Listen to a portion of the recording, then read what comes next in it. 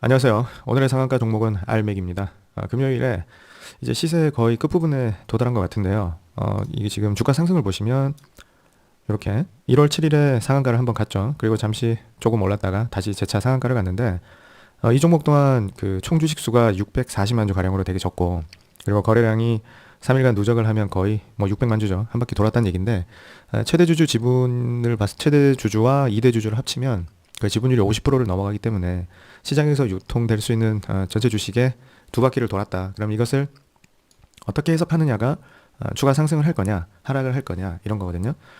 며칠 동안 그 뭡니까, 유상증자라든가 전환사채 투자, 그런 종목들을 많이 다뤘는데, 요거는 제가 왜 가져왔냐면 우리가 기사 보고 많이 낚이게 되잖아요. 그런 것들에 대해서 한번 좀 점검을 해보자 차원에서 가져왔어요. 그러니까 일시적인 테마성 랠리일 때 그 단타 좋아하시는 분들이 많이 따라가서 물리거든요. 근데 이 테마가 과연 지속될 수 있는 테마냐, 이거를 좀 봐야 되잖아요. 그리고 이 회사가 실질적으로 뭐 가치가 있는 거냐, 사업적으로. 그러면 지금 안 사더라도 이렇게 확인을 함으로 해서 어떻게 돼요? 다음에 우리가 매수 기회를 노려볼 수 있지 않습니까? 그러니까 이거를 시장에서 끼가 있는 종목이냐 아니냐 이렇게 볼 수 있는 건데, 이 종목 같은 경우에 일단 최근 나온 기사를 보면 네이버에서 이렇게 확인을 해보면 뭐 1월 7일에 알맥이 상한가를 기록했다. 근데 여기에 보면 공모가 대비 6,150원 오른 26,650원에 마감했다. 자, 이 기사가 이제 팩트 체크도 안 하고 쓴 기사란 말이죠, 이게. 이 회사의 공모가가 여기 구글 검색을 해보면 이렇게 5만 원으로 확인이 돼요. 5만 원. 근데 기사에 보면은 어떻게 돼 있습니까? 5만 원 아니죠. 이렇게 다트 사이트에 가서 이 공모 당시에 증권 신고서를 보시면 발행 조건 확정 이렇게 해서 여기에 이게 발행 가격이 얼마로 나오냐면 여기 보이시죠? 모집 가격이 5만 원으로 나와요. 그러니까 5만 원에 그 코스닥에 상장할 당시에 5만 원에 공모된, 즉 그 분양이 된 아파트로 치면 그런 종목이라는 거죠. 공모가보다 아직 한참 낮단 말이죠.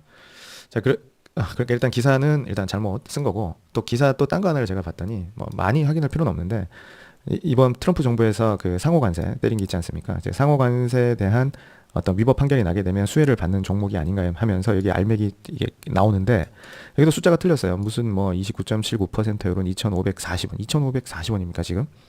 그래서 여러분들이 이게 굉장히 코스닥 투자라는 게 무섭고 위험한 거란 말이에요. 개인 입장에서는. 그럼 이런 것들을 집요하게 내가 확인을 하고 사실관계를 파악을 해서, 그리고 회사의 기본 가치를 좀 분석을 하고 이렇게 접근을 하면 좀 덜 당하는데, 지금처럼 분위기가 형성돼서 관련 테마군들이 올라가게 되면 문제가 생기잖아요. 그럼 이 알맥이 뭘 하는 회사냐? 그러니까 전기차용 뭐 알루미늄 뭐 구조물 같은 거를 공급을 하는 회사거든요. 그러니까 사업 섹터 자체가 나쁘진 않아요. 다만 지금 전기차 시장이 많이 죽어서 그런 건데, 여기 보시면 이 회사가 매출 그러면 성장을 하고 있느냐, 매출이. 그럼 매출 성장이 들쭉날쭉 하다가 23년에 상장이 되잖아요. 24년에 매출이 줄었다가 이제 올해 보시면, 올해가 아니죠. 작년 25년 3분기 동안 대략 1,000억 이상인데 연간으로 환산하면 거의 24년이랑 비슷하다. 그러면 재무구조 같은 걸 보면 수익성은 어떠냐? 이렇게 보면 수익성은 나름 나쁘지 않다. 영업이익이 10%에 육박을 하고 순이익도 괜찮고, 그리고 그 뭡니까, 재무 상태를 보면 부채보다 자본이 압도적으로 많고, 뭐 이러면은 제조업에서 자기 자본이 한 1,700억 가량 되는데, 그럼 지금 현재 주가 수준이 자본 가치 대비해서는 많이 비싼 거냐라고 보면 이 회사의 BPS가 22,000원이거든요.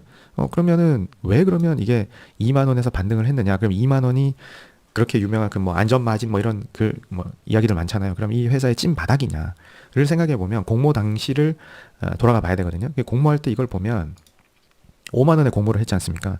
그래서 뭐 따상이니 뭐니 해가지고 한 18만 원까지 찍어요. 그 첫째 주에. 이게 주봉이니까. 그럼 초기에 들어가신 분들은 충분한 수익을 냈죠. 그러면서 상장 이후에 2년 반 정도를 지나면서 그 과열이 식어요. 식고, 여기에 그 초기에 들어간 투자자 중에 상장 전에 2020년경에 이 회사에 투자한 사모펀드가 그 상환 우선주의 형식으로 투자를 하거든요. 주당 2만 원에 상장 전에. 그래서 23년에 상장을 하는데 2020년에 투자를 해요. 사모펀드가 주당 2만 원에. 그러니까 주당 2만 원이라기보다는 투자금을 그 뭡니까, 주식 보통주로 바꿨을 때 주당 2만 원에 발행을 해준다는 조건이 상환 우선주죠. 그래서 그거를 엑싯을 언제 하냐면 한 7, 8만 원대에서 해요. 그럼 20년에 투자를 해서 23년까지 3년 묵히고 2만 원짜리를 7만 원에 나왔다면 수익률이 어떻게 됩니까? 대충 250%가 되죠.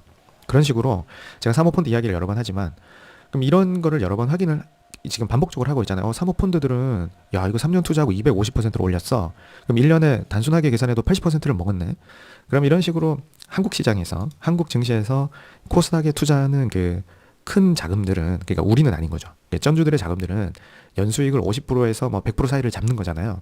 그럼 우리 입장에서도 이거를 그러면 언제 사면 좋은가라고 생각을 해야 되는 거죠. 지금 상한가니까 따라 들어갈 게 아니라, 그렇죠?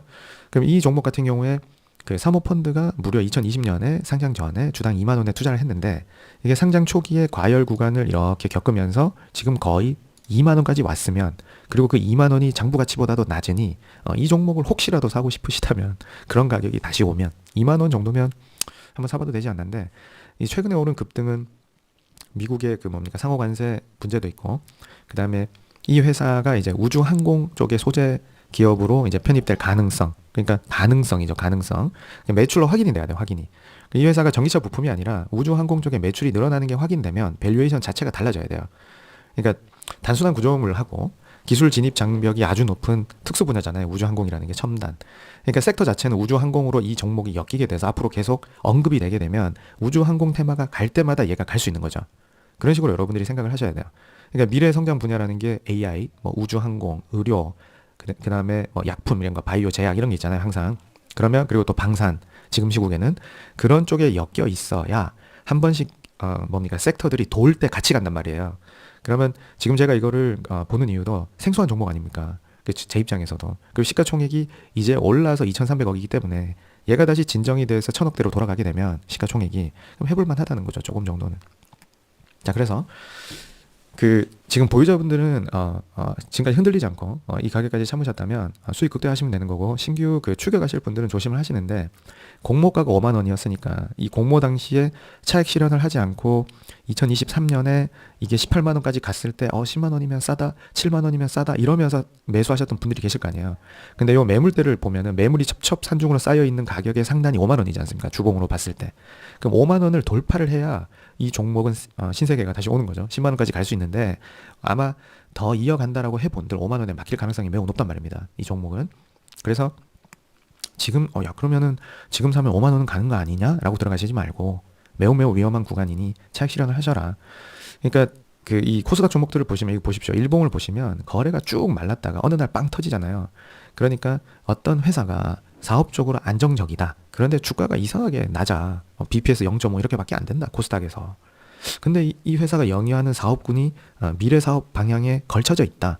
그럼 언젠가 튀겠지? 라는 관점으로 이렇게 거래가 씨가 말랐을 때, 이거 한번 보실래요? 이 회사의 최근 거래를 보시면 3일 동안 이렇게 튄 거지. 평소에 지금 몇 주입니까? 이게 만주도 안 돼요, 거래가. 완전 시장에서 소외된 종목이잖아요.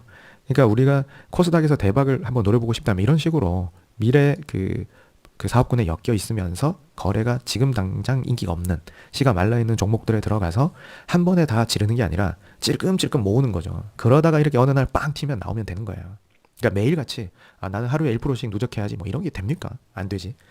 그렇게 되니까 이런 종목을 보실 때 갑자기 뭐 어떤 섹터가 가든가 뭐 어떤 기대감만으로 기사에 휩싸여서 뛸 때는 조심을 하셔야 된다. 보통 단타 종목 검색할 때 우리가 쉽게 찾아보는 게 당일 상한가나 급등 종목이잖아요. 그럼 이게 제가 요거 첫날 상한가를 갔을 때 요걸 봤었다면 좋았겠지만, 그게 아니기 때문에 지금 들어가는 거는 그게 굉장히 위험하다. 굉장히 위험하고, 우리는 앞으로 뭡니까 싹이 있는, 끼가 있는 종목을 하나 찾았네 라는 선에서 만족하시면 될 것 같습니다. 그럼 여기서 마치도록 하겠습니다. 수고하셨습니다.